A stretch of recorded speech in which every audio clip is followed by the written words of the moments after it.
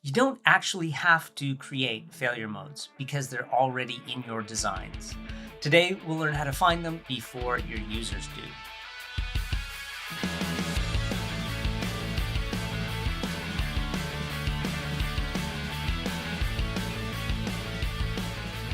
Every design has failure modes, including your designs. If you don't find them, your users will. At that point, it's too late. It will be very costly to fix them, and your brand will be damaged. Pointing out failure modes is tough because we're pointing out our mistakes, and that requires being vulnerable. Pretending the failure modes just aren't there might make it easier to get through the day, but it won't let you sleep at night. If you find and mitigate or even eliminate the failure modes, your designs will be more successful and you will become stronger as a designer. A failure mode is a very specific way your design could fail. It is also a few other things. It's one box in the middle of a risk analysis called a Design Failure Modes and Effects Analysis, or DFMEA. That table is the basic building block of a DFMEA. It's also one event in a causal chain. There is always a cause, a failure mode, and an effect. I find the most useful failure modes are something you can observe. It's how a typical person would describe the failure. And the failure modes we're talking about here are always caused by design decisions that might have been in error. We'll discuss this more in the next slide. And the last thing is that they are potential, not definite. They might happen, but they might not. You're not saying that you failed, you're just saying that you might have failed. Maybe that's a bit easier. We're not going to do a full DFMEA today. We're just going to fill in that one box. A design can fail in many ways. In the context of a DFMEA, we're only interested in failure modes caused by design decisions.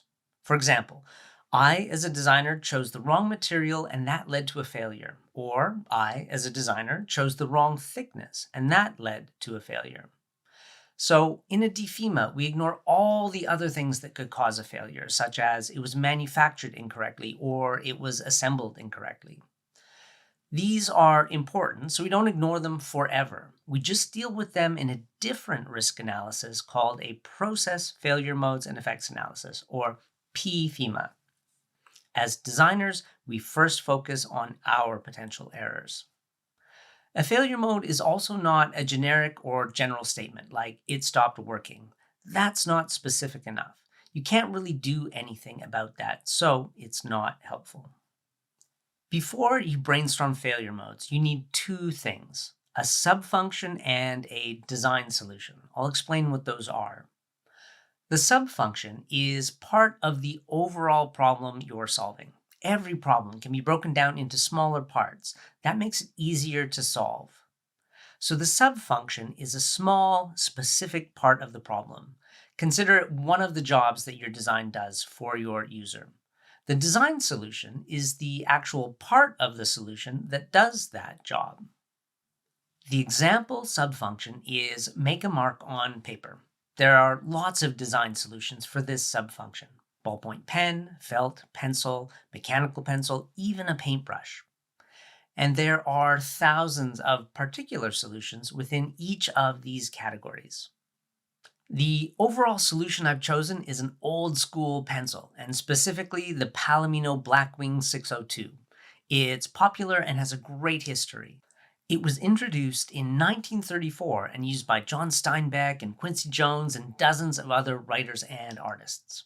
Then in 1994, the machine that made the ferrule at the end broke, so they called it quits and stopped making them.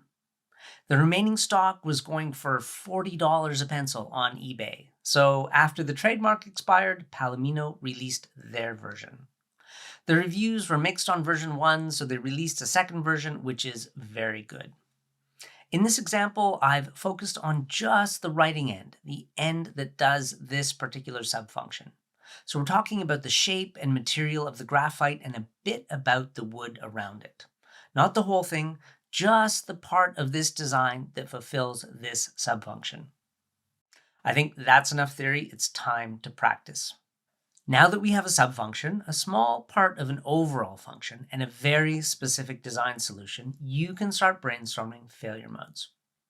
You've all used a pencil, and you've all had this end of the pencil fail you. So now I'd like you to take a minute and write down all of the ways this has happened. And if you get to the end of that list, start imagining other ways it might happen. You can pause the video here and do your brainstorming.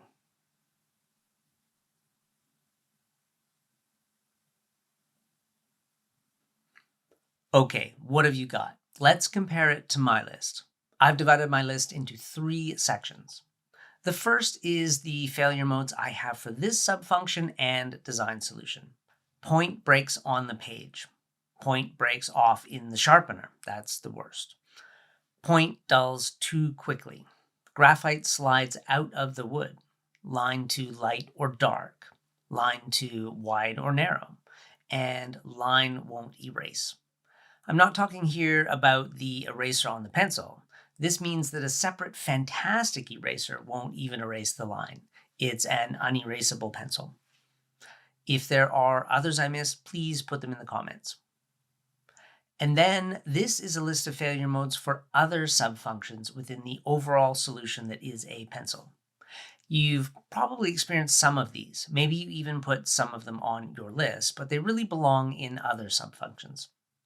For the subfunction, transmit force from fingers to point on writing surface.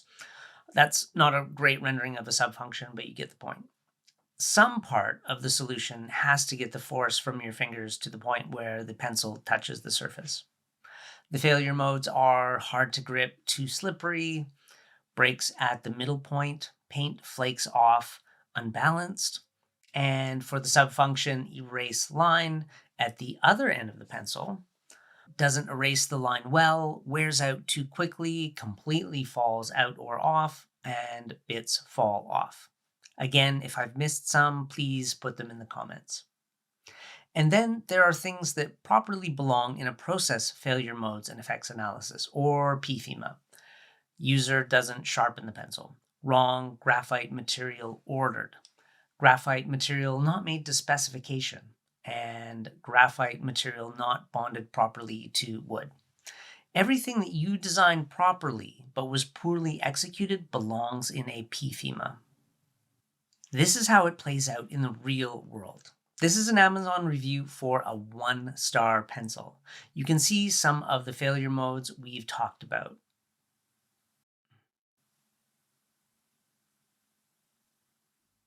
Now, this review is for the Palomino Blackwing Natural, a different model of Blackwing. It has avoided many of these failure modes. By the way, Amazon reviews are a great place to find potential failure modes. Another interesting point here is the length of these reviews. The 1-star review is short. It's just a warning not to buy the pencil. The 5-star review is long. This person is passionate about pencils, and the Blackwing is a remarkable product that this person loves talking about. So, which pencil are you going to buy? I bought the Palomino, and I'm willing to pay more for it. Now that you know how to create failure modes, you will start seeing them everywhere. Sorry about that. But when you see one, try to connect those 3 things: the subfunction, the design solution, and the very specific failure mode that stopped that solution from fulfilling the subfunction. That will prepare you for imagining the potential failure modes in your own designs. That's the first step in mitigating those failure modes or designing them out. If you would like to start turning your own ideas into products, please check out the Heroic Design Workbook. The link is in the notes below. Thank you for your time and attention.